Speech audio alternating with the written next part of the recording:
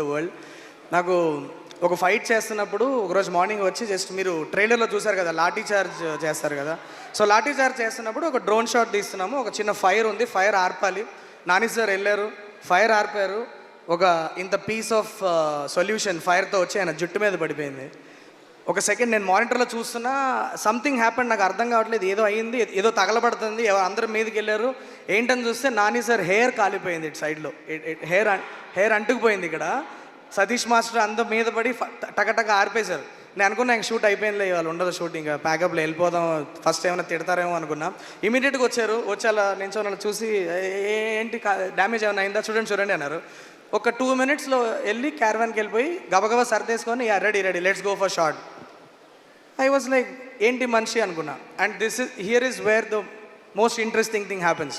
He comes back, return వచ్చి మళ్ళీ ఒక షాట్లో దిగారు.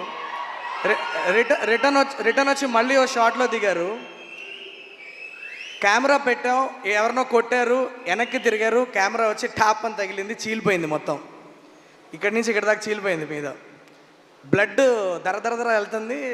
పట్టేసుకొని ఫస్ట్ బ్లడ్ ఆగిన తర్వాత first thing that he asked ఇంకా ఎన్ని షాట్లు ఉన్నాయని అడిగాడు.